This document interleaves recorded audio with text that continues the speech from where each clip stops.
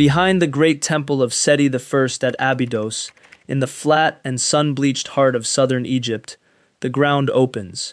You walk past painted halls covered in some of the most exquisite carved reliefs the ancient world ever produced. Delicate, precise, unmistakably the work of the 19th dynasty.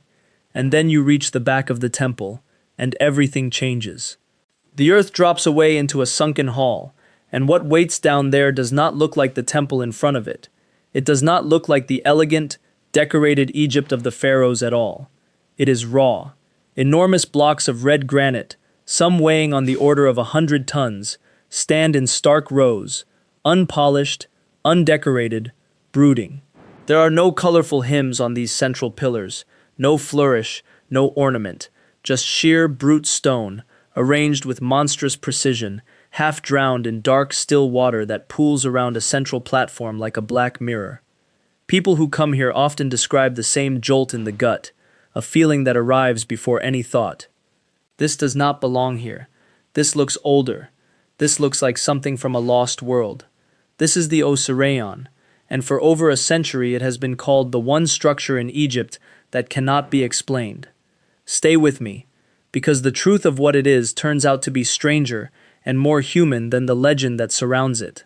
Let us name the anomaly honestly, because unlike so many internet mysteries, this one starts from real observations made by serious people. When the archaeologists Flinders Petrie and Margaret Murray uncovered the structure in 1902 and 1903, working behind Seti's temple, they immediately saw that it was odd. It sat at a much lower level than the temple in front of it, sunk deep into the earth.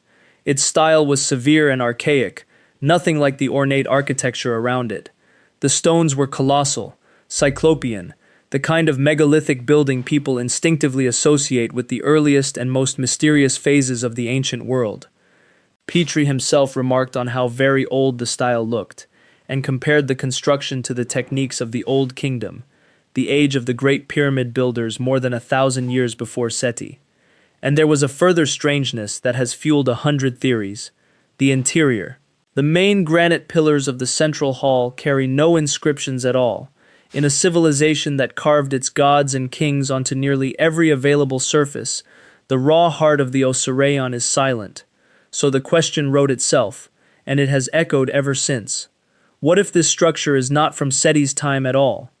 What if Seti simply found it, already ancient, already sunk into the sand, and built his temple against it? What if the Osireion is the fingerprint of a lost civilization, older than dynastic Egypt itself? It is a powerful idea, and to test it, you have to do the thing the legend never does, which is to keep reading past the first thrilling impression, down into the evidence.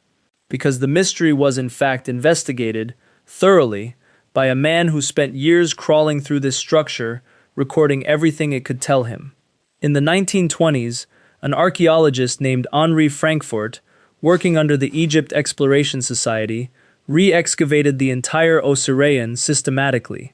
And Frankfurt did not just admire the stones, he documented the stratigraphy, the layers of earth and construction, the tool marks, the building sequence, the way the structure tied physically into the ground and the complex around it.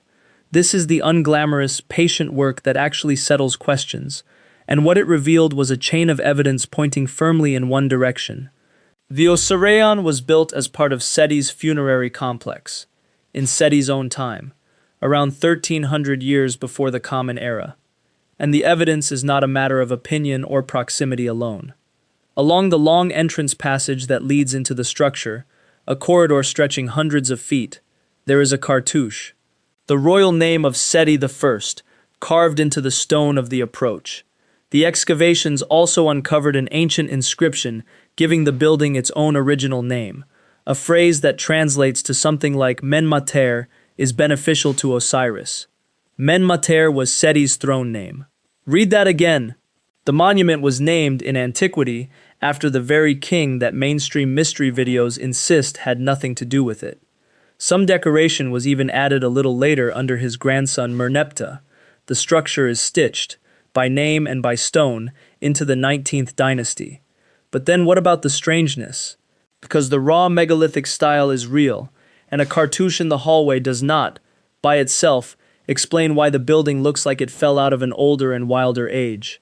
And here is where the true answer becomes more beautiful than the myth, because it turns out the strangeness was the entire point.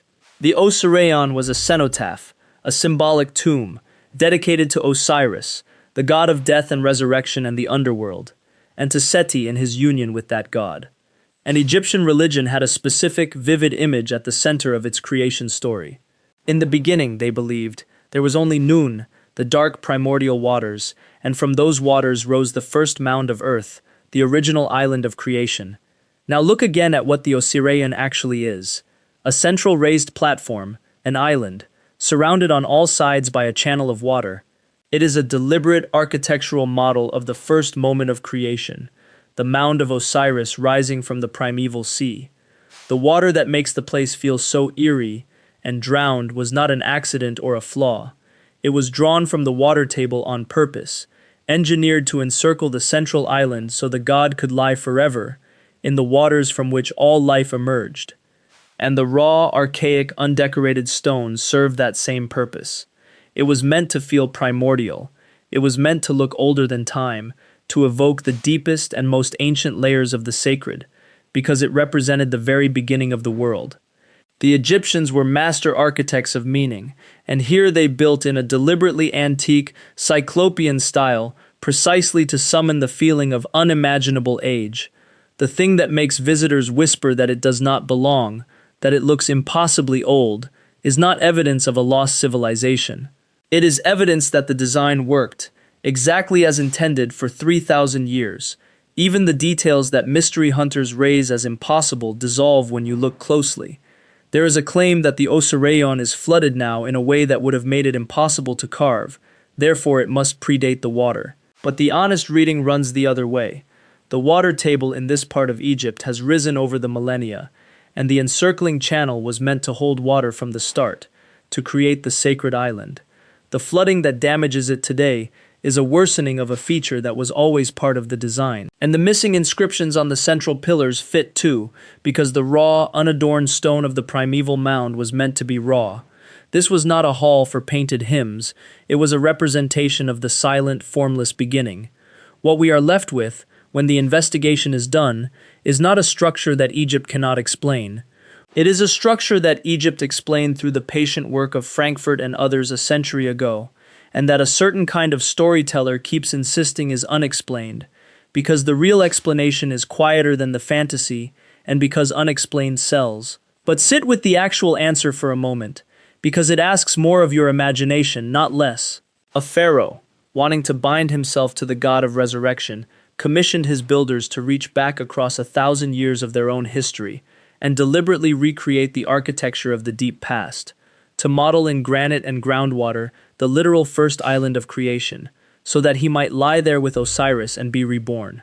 That is not the work of aliens or a vanished super race. It is the work of human beings reaching for eternity with such sophistication that they could make new stone feel primordial and could carve the beginning of the world into the earth. Go and stand at the edge of that dark water. Feel the jolt, the sense of impossible age, and then understand that the feeling itself is the achievement, placed there on purpose by people who wanted you, 3,000 years later, to stand exactly where you are standing and feel exactly what you feel. The Osireion is not Egypt's unanswerable riddle. It is one of its most perfectly preserved answers,